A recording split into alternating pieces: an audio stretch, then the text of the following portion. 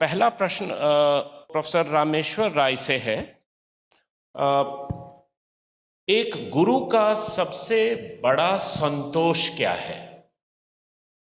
एक शिक्षक को अपने विद्यार्थी की कौन सी उपलब्धि सबसे ज्यादा संतोष देती है? मुझे लगता है कि एक शिक्षक की सबसे बड़ी उपलब्धि यह है कि एक बिंदु पर आकर वह अपने शिष्य से सीखने की स्थिति में आ जाए।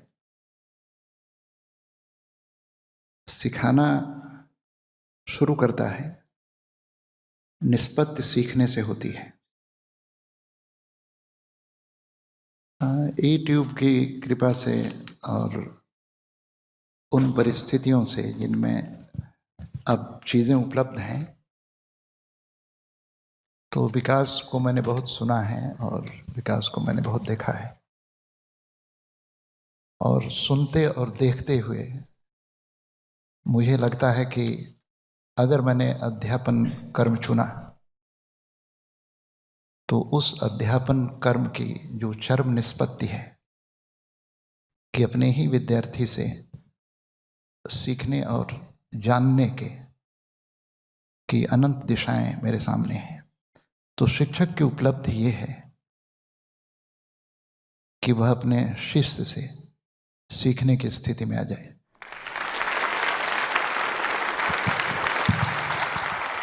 यह प्रश्न डॉक्टर विकास दिव्यकीर्ति से है। जब सफलता ने या सफलता से ज़्यादा असफलता ने सिखाया, लोग अक्सर आपकी सफलता की कहानियां सुनते हैं, लेकिन क्या आपको याद है कि कभी किसी असफलता ने आपको सबसे बड़ा सबक सिखाया हो? असफलताएं कहें या चुनौतियां कहें, सिखाने में तो उनकी भूमिका ज़्यादा है ही, मुझे भी और किसी को भी। जैसे मैंने वक्तव्य में एक छोटी सी बात कही कि मैंने 17 की उम्र से कभी घर से पैसे नहीं लिए, क्योंकि थे भी नहीं। उसके पीछे कुछ ऐसी परिस्थितियां थीं जिनमें जिंदा रहना सबसे बड़ी उपलब्धि थी। तो मैंने ऐसी परिस्थितियां बहुत झेली हैं। मतलब हालांकि हर सफल व्यक्ति ऐसी बात करता है, तो मैं भी कर सकता हूं, लेकिन मेरा अनुमान है कि इस रूम में बैठे हुए व्यक्तियों में से शायद 1% भी ऐसे नहीं होंगे जिन्होंने उस स्तर पे, उस स्पेक्ट्रम पे जाके झेला होगा। और ये बात एकदम ठीक है। मैं मानता हूं कि जो सबसे कठिन क्षण थे, उन्होंने ही जीवन को सबसे बेहतर बनाया, उन्होंने ही जीवन में सबसे ज़्यादा समझाया। सिविल सर्विस में भी ऐसा हुआ कि मैंने बाद में अटेम्प्ट दिया कि प्रॉपर आईएएस में आऊं, सफल नहीं हो पाया। लेकिन अब वो स्वभाव है या पढ़ने की जिज्ञासाओं का परिणाम है। एक बिंदु के बाद सफलताएं असफलताएं जब बहुत मीनिंगफुल ना लगने लगें, तो ही असली सौंदर्य जीवन का है। और मुझे खुशी है कि मैं लगभग उस बिंदु पर रहता हूं। सफल हो जाऊं तो ठीक लगता है, ना हो तो भी ठीक लगता है, बहुत फर्क नहीं पड़ता। धन्यवाद। अब यह प्रश्न जो मैं कर रहा हूं, उसे आप दोनों इस पर उत्तर दे सकते हैं, अपनी प्रतिक्रिया जाहिर कर सकते हैं। भाषा या जिसे हम आर्ट्स कहते हैं, उसको पढ़ने और पढ़ाने की तासीर एक किस्म की होती है, जबकि सोशल साइंसेस को पढ़ने पढ़ाने की तासीर कुछ अलग है, क्योंकि उसमें ऑब्जेक्टिविटी के तरफ काफ़ी ज़्यादा झुकाव रहता है। किसी चीज़ को कितना ऑब्जेक्टिव बनाकर लगभग थियरी के तौर पर उसे प्रस्तुत करें तो वो ज़्यादा अच्छा माना जाता है, क्योंकि व्यक्तिगत भावनाओं से अलग होता है। जबकि साहित्य में भावनाएं जो हैं, व्यक्तिगत भावनाएं जो हैं, वो काफ़ी महत्वपूर्ण होती हैं। तो डॉक्टर विकास दिव्यकीर्ति सोशल साइंस से इनकी शुरुआत हुई अंडर ग्रेजुएट लेवल पर, और ये भाषा की तरफ गए। और प्रोफेसर रामेश्वर राय के बारे में उन्होंने खुद कहा कि इंटरडिसिप्लिनरी का पहला जो स्वाद है, इंटरडिसिप्लिनरी टीचिंग का पहला स्वाद उन्होंने चखाया। तो इसके ऊपर इसमें क्या कभी आपको द्वंद्व जैसी स्थिति लगी, या आपको लगता है कि दोनों बिल्कुल पोलर अपोजिट्स हैं और उसको सम्मिश्रित कर कर कैसे प्रस्तुत किया जाए? अगर प्रस्तुत किया जाए वो इंटरेस्टिंग तो होगा लेकिन रियलिस्टिक नहीं है। तो इस पर मैं प्रतिक्रिया जानना चाहूँगा आप दोनों का। भाषा को लेकर एक वहम तो मैं नहीं कहूँगा, लेकिन एक धारणा वैसी बनी हुई है कि भाषा एक अलग किस्म की चीज़ है। भाषा ऑर्नामेंटल होती है, आभूषण धर्मी होती है। यानी भाषा अपनी बात को सजाकर कहने का उपकरण है। भाषा उपकरण नहीं है। दरअसल भाषा में ही आप सोचते हैं। सोशल साइंस में आपके पास सोचने के लिए कुछ नहीं है। सोशल साइंस में जो है वह उपलब्ध है, उस उपलब्धता को केवल प्रकट कर देना है। भाषा पढ़ाने वाले लोग, साहित्य पढ़ाने वाले लोगों के पास कुछ भी उपलब्ध नहीं है सिवाय एक चट्टान के। भाषा उस चट्टान को मूर्ति में बदलती है, लेकिन जो मूर्ति बनती है वो चट्टान की नहीं बल्कि उस मूर्तिकार की होती है जो उसकी चेतना में है। इसलिए भाषा पहले से उपलब्ध चीज को उसी रूप में प्रस्तुत नहीं करती, बल्कि साहित्य में जो कुछ भी है वह भाषा में है और भाषा के माध्यम से है। यानी भाषा मीडियम नहीं है, उस स्वयं ही वह सांस है जो आप कहना चाहते हैं। तो मुझे लगता है कि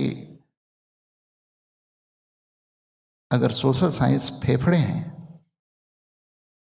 तो भाषा उसकी सांस है, और जब सांस ना हो तो फेफड़े केवल एक्सरे का मैटर रह जाता है। इसलिए फेफड़े में अगर जिंदगी को धड़कना है, वो धड़कन भाषा की होगी। इसलिए जिस आदमी के पास और जिस अध्यापक के पास भाषा की नमी नहीं है, वह तथ्यों को दे सकता है, लेकिन तथ्यों के भीतर जो जीवन है, तथ्यों के भीतर जो स्मृति है, तकलीफ है या सपने हैं, वे भाषा के बगैर नहीं आ सकते। भाषा काठ की बनी हुई मूर्ति में या पत्थर की बनी हुई मूर्ति में प्राण प्रतिष्ठा है। इसलिए भाषा से हम कहते कम हैं, भाषा में हम प्रकट ज़्यादा करते हैं। उसको प्रकट करते हैं जो है लेकिन दिखाई नहीं पड़ रहा है। यानी भाषा अदृश्य को दृश्य में परिवर्तित करने की सबसे खूबसूरत कला है। और मुझे लगता है कि भाषा की यह बड़ी भूमिका गणित और भौतिक विज्ञान पढ़ाने वालों में भी होनी चाहिए। मामला केवल साहित्य का नहीं है। इसलिए भाषा में हम केवल बोलते नहीं हैं, भाषा में हम सोचते हैं, भाषा में हम जीते हैं, भाषा में हम रोते हैं और भाषा में हम सपने देखते हैं। तो भाषा की ये बड़ी भूमिका है। दुर्भाग्य से भाषा इस समय बड़े संकट में है, और ये संकट दो तरफ से है। एक संकट बाजार की तरफ से है, क्योंकि भाषा, बाजार की भाषा वह कह रही है जो वास्तविकता के विरुद्ध है। और दूसरा संकट राजनीति की तरफ से है, क्योंकि राजनीति की भाषा ने भाषा की पूरी विश्वसनीयता को नष्ट कर दिया है। इसलिए भाषा को बरतने की तमीज किसी व्याकरण से नहीं आती, बल्कि मनुष्य होने की गहरी जिम्मेदारी से भाषा निर्मित होती है, और तब भाषा विश्वसनीय बनती है। मुझे लगता है कि भाषा की विश्वसनीयता को बहाल करना इस समय शिक्षण का, अध्यापक का या पूरी शिक्षा व्यवस्था का की सबसे बड़ी चुनौती है। और मेरी इच्छा है कि सोशल साइंस पढ़ाने वाले लोग भी उसी तरह भाषा का रचनात्मक प्रयोग करें जैसे सामान्यतः साहित्य वाले करते हैं।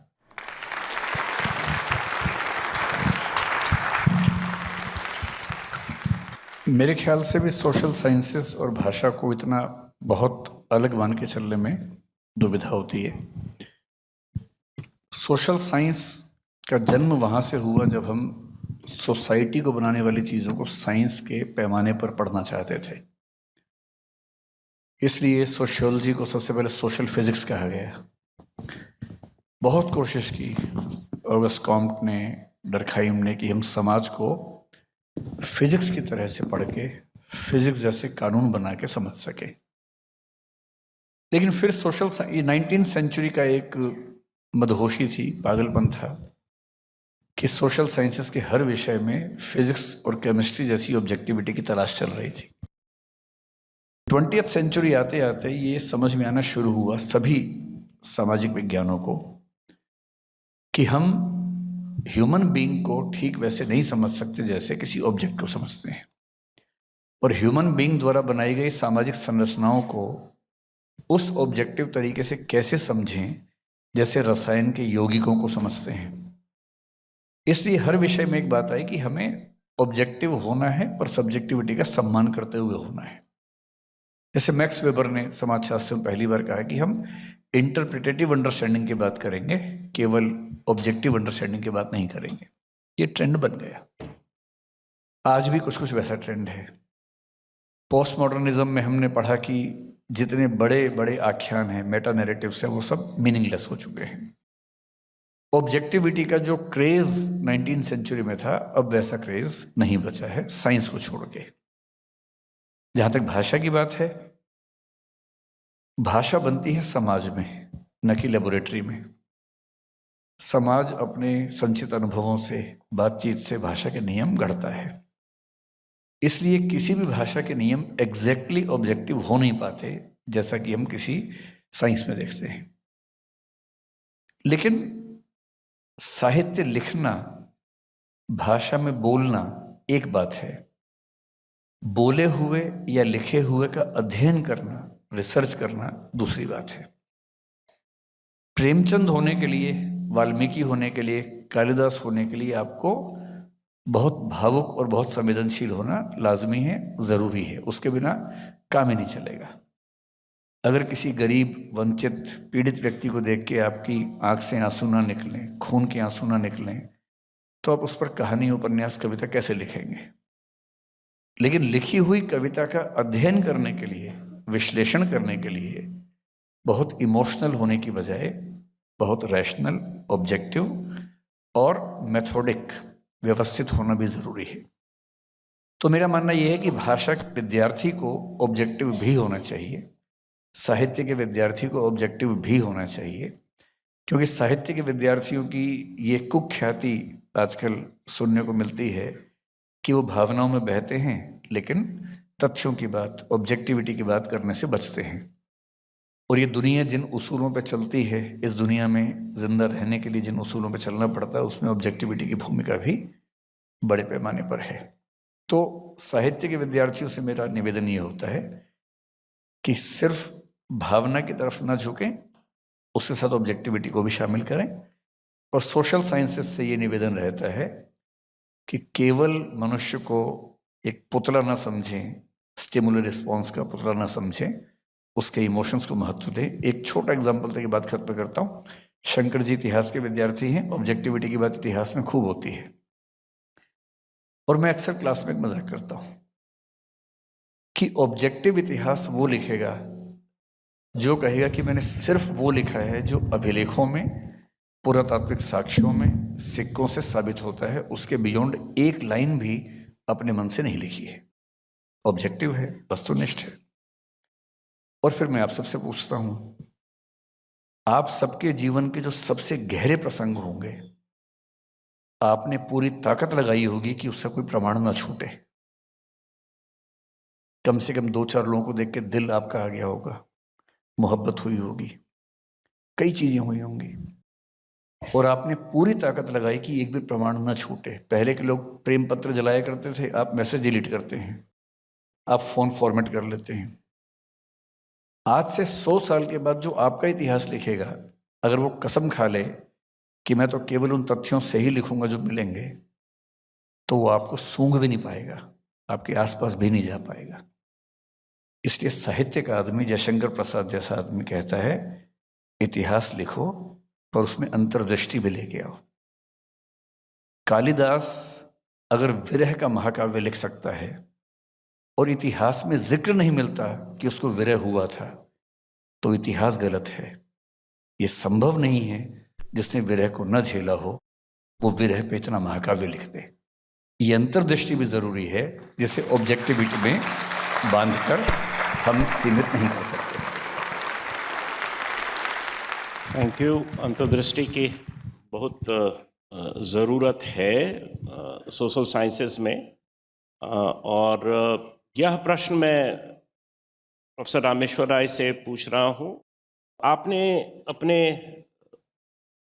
भाषण में कहा कि एक गुरु या एक शिक्षक भरोसे के खंडहर में आखिरी ईंट के समान है। क्या आशय आपका था? वर्तमान शिक्षा व्यवस्था को के प्रति जो गिरता हुआ सम्मान है, उस आशय से आप बोल रहे थे, या कुछ विस्तृत संदर्भ है? ये प्रश्न तो छोटा है लेकिन उत्तर थोड़ा सा बड़ा है, क्योंकि शिक्षा व्यवस्था का जिक्र आपने किया। हम लोग एक बहुत चलताऊ किस्म की बात करते हैं कि हम जिस शिक्षा व्यवस्था में हैं वो मैकॉले की है, कॉलोनियल शिक्षा व्यवस्था है। नहीं, मेरा केंद्र वो नहीं है बातचीत का। मुझे लगता है कि पूरी मानव सभ्यता को देखें और उसका इतिहास देखें तो शिक्षा के दो इलाके, शिक्षा के दो किनारे रहे होंगे। एक शिक्षा वह जो चेतना को संबोधित करती है, दूसरी शिक्षा वह जो पदार्थ को संबोधित करती है। मैटर को संबोधित करने वाली शिक्षा व्यवस्था मनुष्य को बाहर की तरफ ले जाएगी। बाहर जहाँ विज्ञान है, बाहर जहाँ तकनीक है, बाहर जहाँ नगरीकरण है, बाहर जहाँ औद्योगिक क्रांति है, बाहर जहाँ अनंत और असंभव सुविधाएं हैं, वह शिक्षा व्यवस्था यह मानती नहीं कि मनुष्य का एक अंतर जगत भी है। यानी मैटर को संबोधित करने वाली शिक्षा व्यवस्था मूलतः पदार्थ धर्मी, बाहरी और इसलिए मनुष्य की चेतना को रूपांतरित करने में पूरी तरह अक्षम है। मैं कई बार सोचता हूँ कि आधुनिक शिक्षा व्यवस्था से पूर्व जो दुनिया थी वो कैसी थी, और पदार्थ को संबोधित करने वाली शिक्षा व्यवस्था कैसी हुई। इसलिए यूरोपियन रेनेसा के बाद मोटे तौर पर पूरी शिक्षा व्यवस्था विज्ञान केंद्रित हो गई और मनुष्य का आत्म छूट गया। इस आधुनिक शिक्षा व्यवस्था में विश्व युद्ध हुए 2। इस आधुनिक शिक्षा व्यवस्था के समानांतर उसके कारण आज पर्यावरण की स्थिति है। दुनिया में बड़े युद्ध हैं, हिंसा है, मनुष्य अकेला है, तन्हा है, अर्थहीन है। इसलिए जिस शिक्षा व्यवस्था में हम रहते हैं उस शिक्षा व्यवस्था को केवल मैकाले के कंधे पर नहीं रखा जा सकता। पूरी दुनिया की शिक्षा व्यवस्था में मनुष्य का अंतर्जगत निष्कासित है। मुझे लगता है कि एक शिक्षक का काम यह भरोसा दिलाना है कि जो बाहर है वो अंतिम नहीं है, और जो बाहर है अर्थ वहाँ नहीं है, क्योंकि बाहर के लिए जो शब्द प्रयोग होता है वो है सफलता। शिक्षक भरोसा दिलाता है कि सफलता ही जीवन का अंतिम लक्ष्य नहीं है, सबसे महत्वपूर्ण है सार्थकता, जिसको मैं ईंट कहता हूँ। ईंट का अर्थ है की सार्थकता पर भरोसा कायम रखना। दुनिया सफलता के पीछे भाग रही है, शिक्षक कहता है कि नहीं, सफलता नहीं, सबसे मूल्यवान है सार्थकता। उसकी इस जिद को ही मैंने ईंट कहा है। और मुझे लगता है कि एक ईंट अगर साबुत बची हो तो एक भवन की कल्पना जीवित रह सकती है। Well said. और ये सवाल मेरी तरफ से अंतिम सवाल है डॉक्टर विकास देव कीर्ति के लिए, और ये स्टूडेंट्स द्वारा ही निर्मित सवाल है। शिष्य हमेशा गुरु से सवाल करता है, लेकिन अगर आपको राय सर से एक सवाल पूछना हो आज के दिन, अब वो सेवानिवृत्त हो चुके हैं, तो वो क्या होगा? यही कि आप सेवानिवृत्त हुए तो नहीं है, बस।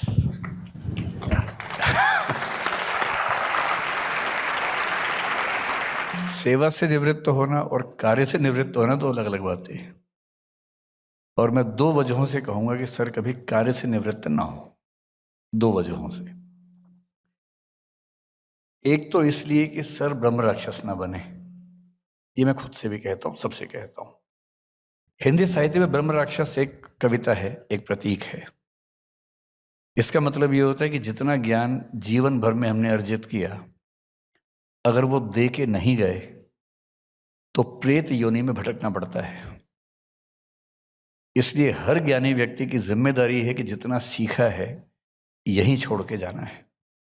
अब सर ने सीखा ज्यादा है तो खतरा भी ज्यादा है और जिम्मेदारी भी ज्यादा है। तो एक तो इसलिए कि ये तसल्ली का भाव होना बहुत जरूरी है कि जो हमने सीखा हमने समाज को लौटा दिया। दूसरा, इसमें एक स्वार्थ भी होता है। मैं कल परसों घर में था तो टीवी पर अचानक एक फिल्म आ रही थी, मुन्ना भाई MBBS। उसका एक दृश्य था। दृश्य ये था कि एक बूढ़ा व्यक्ति हॉस्पिटल में एडमिटेड वार्ड में है, जिसका बेटा उसी अस्पताल में डॉक्टर है। वो बहुत कोशिश कर रहा है पर उसके पिताजी किसी भी तरह से ना खा रहे हैं, ना पी रहे हैं, ना जूस पी रहे हैं, ना दवाई खा रहे हैं, और उसने हार मान ली है। इतने में मुन्ना भाई का आगमन होता है। मुन्ना भाई एकेडमिकली डॉक्टर नहीं है, इंट्यूटिवली डॉक्टर हैं। वो इंट्यूशन के स्तर पे समझते हैं कि किस चीज की जरूरत है। वो मेडिकल साइंस की किताबों में नहीं लिखा होता है, वो अंतः प्रज्ञा से समझ में आता है। और वो कह रहे हैं कि भाई सर्किट एक काम करो, कैरम बोर्ड लेके आओ। तो डॉक्टर लोग जो औपचारिक व्यवस्था वाले घबरा जाते हैं कि ये क्या बात है, तुम अस्पताल में कैरम बोर्ड मंगवा रहे हो। तो मुन्ना भाई का अपना तरीका है कि उठवा दूंगा, चुप बैठ। कैरम बोर्ड आता है, क्योंकि उन्होंने पता कर लिया कि बूढ़े पिताजी को कैरम बोर्ड खेलने में बड़ा मजा आता था। कैरम बोर्ड आ गया है, लोगों ने खेलना शुरू किया, कैरम की आवाजें आई, उस बूढ़े व्यक्ति के कान में आवाज गई, जिज्ञासा हुई, उठा, धीरे धीरे वहां तक पहुंचा।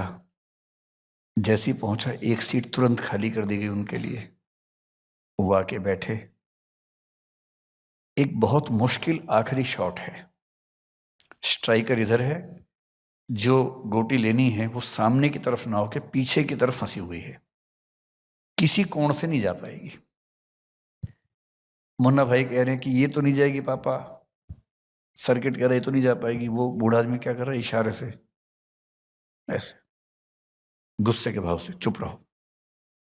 और वो देख रहा है, एक खास कोण पे स्ट्राइकर मारता है दीवार पे, वो 3 तरफ से घूम के आता है, गोटी पे लगता है और गोटी अंदर चली जाती है। लोग सन्न है कि ये क्या हुआ, और उसके बाद जो हुआ वो ज्यादा जरूरी है। उसके बाद उसका हाथ उठता है जूस के गिलास की तरफ, वो जूस का गिलास लेता है, पूरा पी जाता है। इसलिए सेवानिवृत्ति एक बहुत ही बुरा शब्द है। जब तक आखिरी सांस हो, व्यक्ति को वो काम करना चाहिए जो उसका स्वधर्म है। और सर का स्वधर्म है पढ़ना, पढ़ाना। और इसलिए अगर आप कहेंगे कि मैं क्या पूछूंगा, मैं यही पूछूंगा कि सर अब सेवानिवृत्त तो नहीं होंगे ना। और इसका मतलब है कि आखिरी सांस तक पढ़ना और पढ़ाना जारी रहे। वो समाज के हित में भी है और व्यक्ति के हित में भी है, क्योंकि अपने स्वधर्म से जुड़ के जीवन जीना, इससे बेहतर क्या जीवन हो सकता है किसी के लिए भी। मुझे बोलना है इस पर। नहीं, मैं केवल एक बात कहना चाहता हूं कि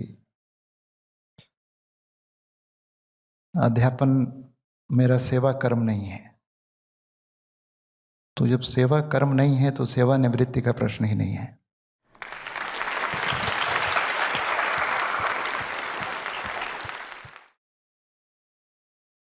दूसरा, विकास ने ब्रह्म राक्षस की याद दिला दी है। घबराहट हो रही है मुझे। लेकिन ये बिल्कुल निश्चित है कि ज्ञान एक तो मुझे ज़्यादा है नहीं, लेकिन जो भी थोड़ा बहुत है इसे कहीं भी लेकर नहीं जाना है। बादलों में पानी ठिठका रहे तो बादलों का भी कोई अर्थ नहीं होता और पृथ्वी का भी भला नहीं होता। बादल बारिश की बूंदों के रूप में धरती पर आए हैं। ये धरती के लिए भी और बादल के लिए भी कल्याणकारी है। संकेत मेरा ख्याल है कि साफ है।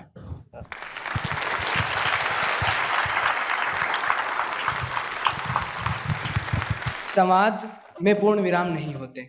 जाहिर है संवाद रुकते हैं, समाप्त नहीं होते। आज का यह संवाद शायद कुछ वक्त के लिए रुक रहा है, लेकिन हम आप सभी को यह आश्वस्त करना चाहते हैं कि इस संवाद की परंपरा समाप्त नहीं होगी। गुरुदेव रामेश्वर राय एवं उनके यशस्वी शिष्य डॉक्टर विकास दिव्य कीर्ति के बोलने के बाद मेरे बोलने के लिए कुछ शेष नहीं रह जाता। महज मैं यह कहना चाहता हूँ कि आमंत्रण स्वीकार करने एवं आज के इस कार्यक्रम को अपना वक्त देने के लिए मैं डॉक्टर रामेश्वर राय एवं डॉक्टर विकास दिव्य कीर्ति का अपने हृदय तल से धन्यवाद करता हूँ।